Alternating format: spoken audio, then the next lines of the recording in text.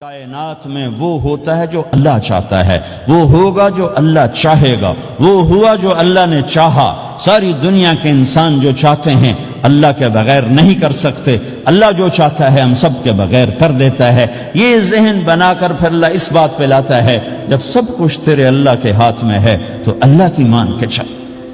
کہ یہ تیرے پاس تھوڑی سی زندگی ہے، جیسے اللہ نے اس کائنات کو بنایا ہے ایسے ہی اس کائنات کو توڑنے والا ہے۔ ایک دن آئے گا ازفت الازفہ، وہ قریب آ چکا ہے، لیس لہا من دون اللہ کاشفہ، اسے کوئی روک نہیں سکتا، ہٹا نہیں سکتا، وہ آئے گا۔ لا تأتیکم الا بغتہ، وہ اچانک آئے گا۔ وہ کیسے آئے گا؟ فَإِذَا نُفِخَ فِي الصُّورِ نَفْخَةٌ وَاحِدَةٌ، ایک آواز آئے گی بڑی خوفناک۔ ہے کیا عجب دن ہوگا، شب جمعہ آئے گی، جمعہ کی رات آئے گی، کسی کو نہیں خبر کہ آج کائنات کی آخری رات۔ پرندے واپس گئے ہوں گے اپنے درختوں پر، گھونسلوں پر،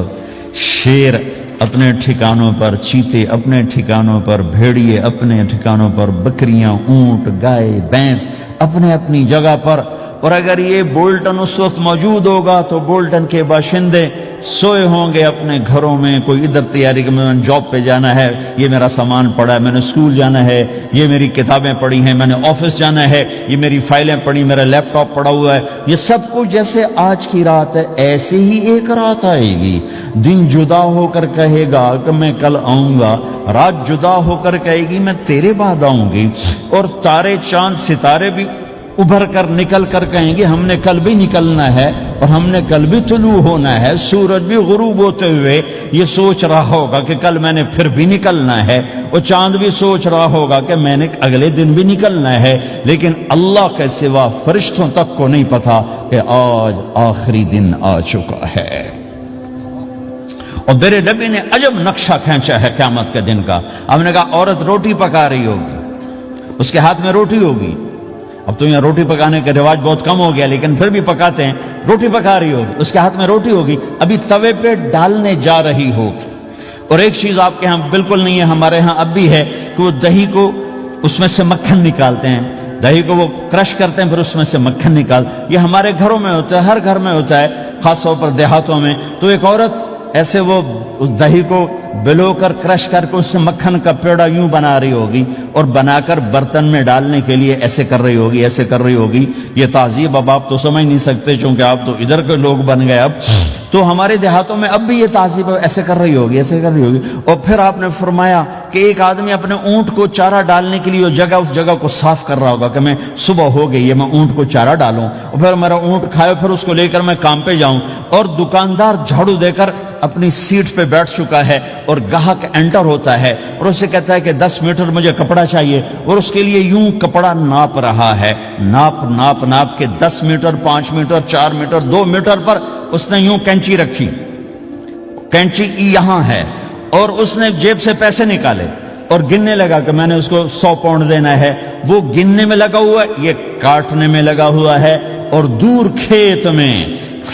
ایک آدمی ہل چلا رہا ہے، اور ایک آدمی بیج ہاتھ میں لے کے یوں پھینکنے جا رہا ہے، اور ایک آدمی پانی لگانے کے لیے اس پانی کو ڈائیورٹ کر رہا ہے۔ اور ادھر بازار میں جلدی جلدی لوگ بھاگے جا رہے ہیں، جاب والے ایک نوالا منہ میں ہے، ایک ہاتھ میں، اور بھاگے جا رہے ہیں۔ میں آج لیٹ ہو چکا ہوں،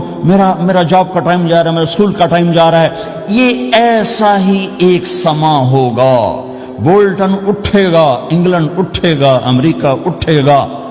ایشیا اٹھے گا، یورپ اٹھے گا، افریقہ اٹھے گا، ہندوستان اٹھے گا، پاکستان اٹھے گا، Burma, Malaysia, Thailand, Indonesia اسی طرح اٹھیں گے جیسے روزانہ اٹھتے ہیں، پر اللہ کے سوا کسی کو نہیں پتا کہ آج شام ہو گئی ہے۔ لہذا ایسے، اور ایک ماں چھوٹے بچے کو ناشتہ کرا رہی، جلدی سے اس کو اسکول لے جانا ہے، تو بریڈ اس کے ہاتھ میں، اس کے منہ میں ڈال لے، یہاں تک نوالا ہے، یہاں تک نوالا آیا ہے، یہاں تک نوالا آیا ہے، اور اس نے یہاں کینچی رکھی ہے، اس نے جیب سے نکال کر پیسے گننے شروع کیے ہیں، وہ پانی کو ڈائیورٹ کر رہا ہے، وہ یوں مٹھی بھر کے اپنا بیج پھینک رہا ہے، وہ اونٹ کے کھانے کی جگہ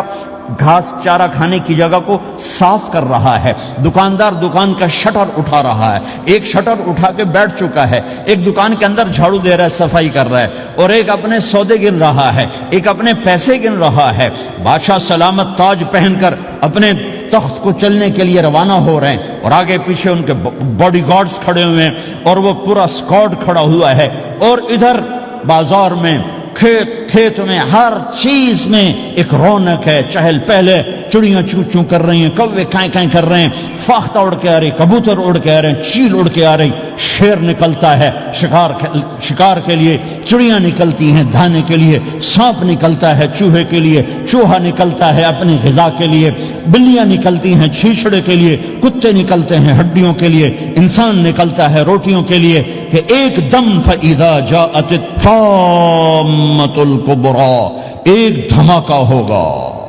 ہائے ہائے، اور وہ کینچی والے کی کینچی یوں گر جائے گی، کپڑا یوں گر جائے گا،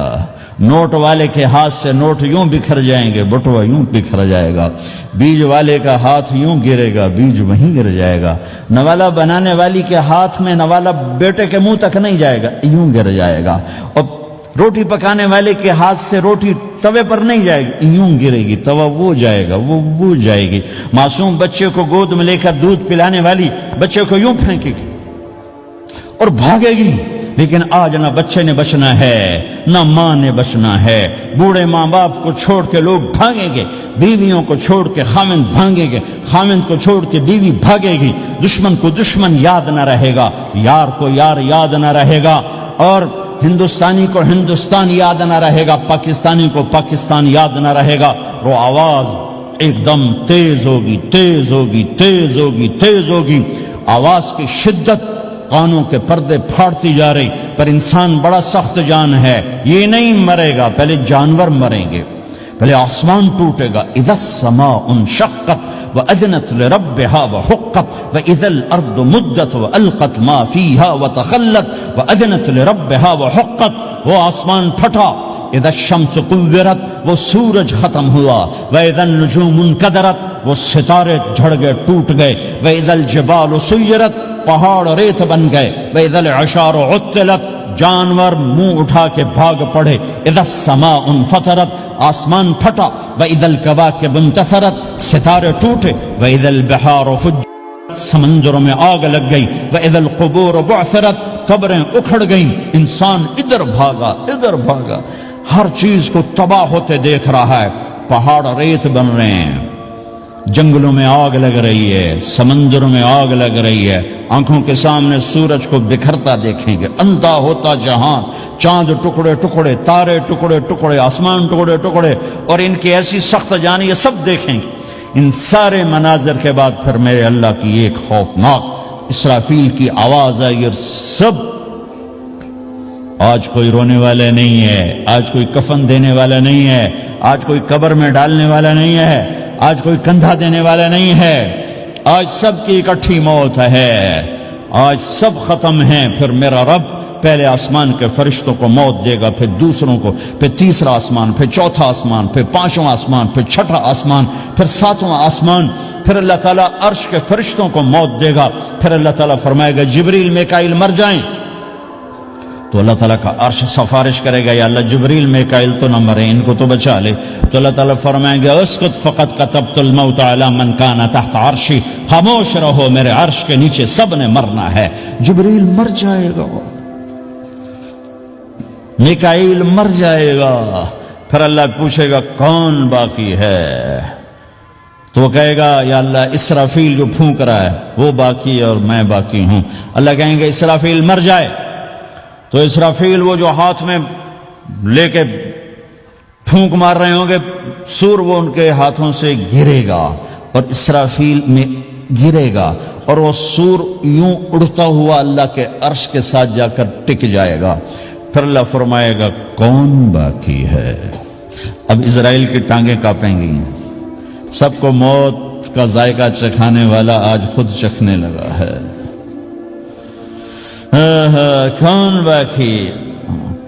دھڑ دھڑ دھڑ دھڑ دھڑ دھڑ ٹانگیں، یا اللہ بس اب تو تیرا یہ غلام باقی ہے، باقی تو سب اتر گئے موت کے گھاٹ۔ تو میرا اللہ تعالیٰ کہے گا مت فإنک خلق من خلق، تو بھی مر جا، تو بھی میری ایک مخلوق